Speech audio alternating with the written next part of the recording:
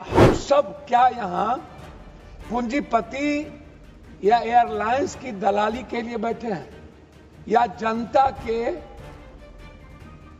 खुशियों के लिए बैठे हैं? क्या हम लोग जल्लाद हैं? क्या हम उसे मारने आए हैं जनता को?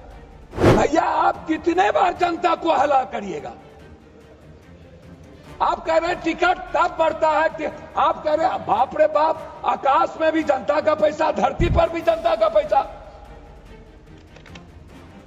आप बात ही नहीं किए टिकट की। एक बार मरनी हो तब पैसा, प्राकृतिक आपदा आ जाए तब पैसा, कोई डेथ कर जाए तब पैसा। आपदा में अफसर क्यों निकालते हैं आपकी सरकार? आप बैठे हुए हैं बोगला भगत के तरह। आप किसान की बात करिए ना।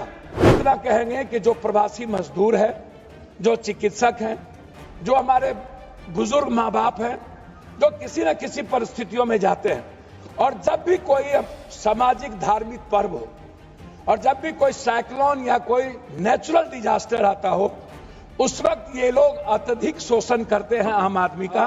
मैं दोनों युवा मंत्री जी को धन्यवाद दूंगा। आपसे बहुत उम्मीद, बहुत सपने हैं और ट्रस्ट भी है आपसे।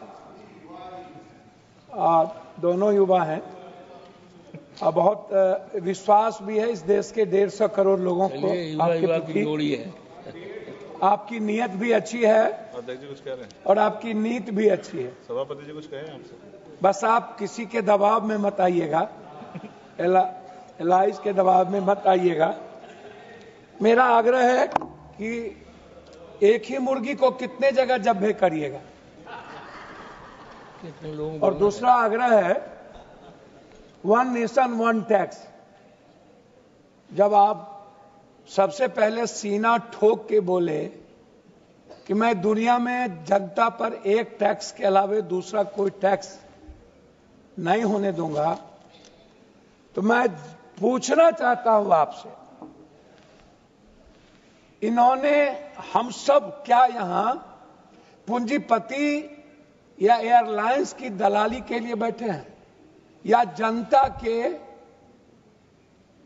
खुशियों के लिए बैठे हैं? हम एयरलाइंस की बात बता दिए, हम सीआईएसएफ की बात बता दिए। क्या हम लोग जल्लाद हैं? क्या हम उसे मारने आए हैं जनता को? क्या हम जनता की बात करने यहां नहीं आए हैं? जीएमआर कंपनी जो पैसे वसूलती है समोसा से, कपड़े से, दुकान से, क्या वो अपने घर भरेंगे? वो सीआईएसएफ को पैसा क्यों नहीं देंगे? आतंकी है क्या ये जीएमआर? सीआईएसएफ, आप जनता के पैसे से हम टिकट बढ़ा रहे हैं। भैया आप कितने बार जनता को हला करिएगा? आप कह रहे हैं टिकट तब बढ़ता है, आप कह रहे हैं बाप रे बाप, आकाश में भी जनता का पैसा, धरती पर भी जनता का पैसा। आप बात ही नहीं किए टिकट की। एक बार अब आप आइए, हिंदू पार्टी है, अरे भैया दुर्गा पूजा, काली पूजा, लक्ष्मी पूजा, छठ पूजा सबको फ्री कर दीजिए, फ्री। जितना दुनिया में पूजा है फ्री कर दीजिए, और अदानी अंबानी जी को कहिए कि उसका पैसा आप दीजिए।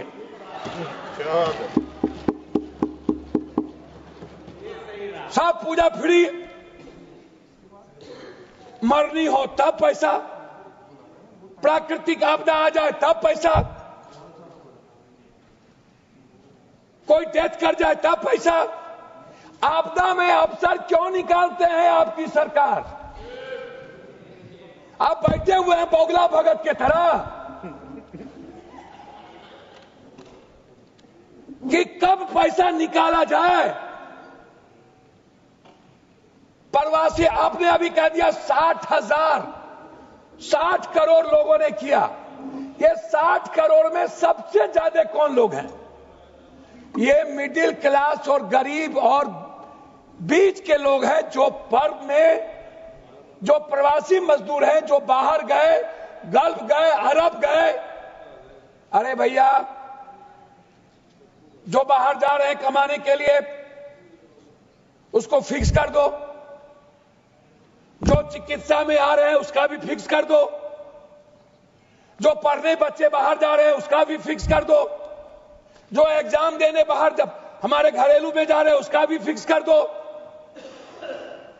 आप तो मिडिल क्लास के सरकार है ना भाई, आप है ना आम आदमी की सरकार, तो आम आदमी की बात करिए ना, आप किसान की बात करिए ना। आप तो चप भैया ये तो गलत बोल रहे हैं। आप हमको बताइए कि टिकट कट लेने के बाद कै रुपया लौटता है, कितने रुपये लौटेंगे आप हमको बता दो। दूसरी बात मैं आपसे पूछना चाहता हूं कि भैया ये टिकट जादूगरी है क्या? मात्र 30 सेकंड के अंदर एक टिकट 7,000, दूसरा टिकट 17,000, तीसरा टिकट 32,000। ये कहां से, ये कौन तय करता है? ये कौन है मोनोपोली करने वाला? आप कह रहे हो कि हमने एयरलाइंस लाना था लेकिन एयरफील्ड नहीं दिया गया, मोनोपोली हो गई 4 एयरलाइंस के मालिकों की। इसका मतलब है कि हमारे मंत्रालय का उस पर अंकुश नहीं है, हमारा मंत्रिमंडल या हमारा सरकार चलता है उस मोनोपोली करने वाले एयरलाइंस के मालिक से, और हम बाध्य हैं, हम तय करते हैं उसके अनुसार कानून और नियम को। क्या हमारी सरकार जनता के द्वारा चुनी हुई सरकार जनता के लिए तय नहीं करेगी? जनता पर टैक्स बढ़ाने वाली ये जो रावण लोग हैं, दानव लोग, वो तय करेगी कि जनता कैसे जिएगा। भैया यहां पर आज हम कुछ नहीं कहेंगे मंत्री जी, मेरा आग्रह है कि एयर टिकटिंग, मंत्री जी सिर्फ मेरा आग्रह है कि टिकट का बिल, टिकट का किराया, और अभी कुछ नहीं है, एयरपोर्ट और चीज छोड़ दीजिए, टिकट के किराए पर एक स्वतंत्र सोच, कितना, क्या कोई निगरानी कमेटी बनेगी? क्या उसमें जेपीसी तरह की कोई कमेटी हो? क्या डीजीएसएच के साथ कोई एक पार्लियामेंट्री कमेटी हो? क्या, कितना, हद तक कितना, 11,000, 9,000, 12,000, 13,000 या 35,000 या 40,000 या 32,000? यह सबसे बड़ा सवाल है। और दूसरी चीज, यदि आप कह रहे हैं मंत्री जी, आप मंत्री जी कह रहे हैं कि जब कोई पर्व या कोई इस तरह के सर्कमस्टांसेस नहीं होते हैं तो 180 सीट है प्लेन में, 180 सीट का है ना टिकट कटेगा? टिकट कम कटे या टिकट ज्यादा कटे? तो आप हमको एक बात बताइए, ये 200 तो सीट आ नहीं गया, तो भैया फिर 32,000 या 40,000 सर्कमस्टांसेस कैसे तय हो जाएगा? ये कौन सी परिस्थितियां हैं? पांचवा, आप अंत में मैं 2 बात कहना चाहूंगा। मंत्री महोदय, बिहार में एक भी अंतर्राष्ट्रीय एयरपोर्ट नहीं, बोध गया है बहुत कम स्थिति रहती है और समय के अनुसार। जी आराम से, बहुत जोश में, आराम से। जी जी धन्यवाद सर। तेजी में हो नहीं है, मेरा आग्रह है। गोपाल जी आपको इतने ध्यान से सुन रहे तो आप तेजी और बढ़ रही है। नहीं, धन्यवाद सर, धन्यवाद। आपका स्नेह आशीर्वाद बना रहे सर, असीम कृपा रहे सर, और भीतर से रहे, ऊपर से नहीं रहे सर। तो मेरा बस अंतिम आग्रह है आपसे कि पटना को अंतर्राष्ट्रीय एयरपोर्ट कोई भी, बाहर बगल में नेपाल है, श्रीलंका है, बांग्लादेश है, जापान, अनडेवलप्ड कंट्री है। अब जैसे अरब जाते हैं, हमारे यहां से ज्यादा गल्फ जाते हैं, तो अरब और गल्फ जाने के लिए अंतर्राष्ट्रीय प्लेन की शुरुआत की जाए। 28 जिला बोधिस्ट है, उसकी भी शुरुआत हो हमारे यहां। अब तो सीता की धरती हमारे लिए, हमारे अमित शाह जी ने कहा कि सीता बनेगा, तो उसका भी देखिए सीतामढ़ी में एक, सीतामढ़ी को डेवलप करने के लिए हो। अब कितना कब बनेगा मुझे नहीं पता। पूर्णिया को जल्दी से आप उद्घाटन कर दें। मेरे ख्याल से सितंबर में पूर्णिया का यदि उद्घाटन कर देंगे तो असीम कृपा होगी। अंत में आग्रह करूंगा माननीय अध्यक्ष महोदय जी, अब आपको सर आपका ननिहाल है, हम आपके ममेरा भाई हैं, लेकिन आप ध्यान नहीं देते हैं हम पर, आप गड़बड़ आदमी हैं, तो आप भीतर से सही रहिए। हम आपका सब जानते हैं, दोनों भाई एक दूसरे को जानते हैं, इसलिए सही रहिए। तो इसीलिए मेरा आग्रह है माननीय मंत्री जी, जीएमआर के जितने एयरपोर्ट है उसके समोसे उनको थोड़ा कम करिए, सब्जी तब्जी को थोड़ा कम करिए, और खरीदारी चाउमीन भी नहीं खा पाते हैं और कोल्ड कॉफी भी हम नहीं पी पाते हैं, बड़ा दिक्कत है। एक कोल्ड कॉफी 700 रुपया में मिलता है, 600 रुपया। तो इसीलिए अब सिर्फ इतना कहेंगे कि जो प्रवासी मजदूर है, जो चिकित्सक हैं, जो हमारे बुजुर्ग माँ बाप हैं, जो किसी न किसी परिस्थितियों में जाते हैं, और जब भी कोई सामाजिक धार्मिक पर्व हो, और जब भी कोई साइक्लोन या कोई नेचुरल डिजास्टर आता हो, उस वक्त ये लोग अत्यधिक शोषण करते हैं आम आदमी का।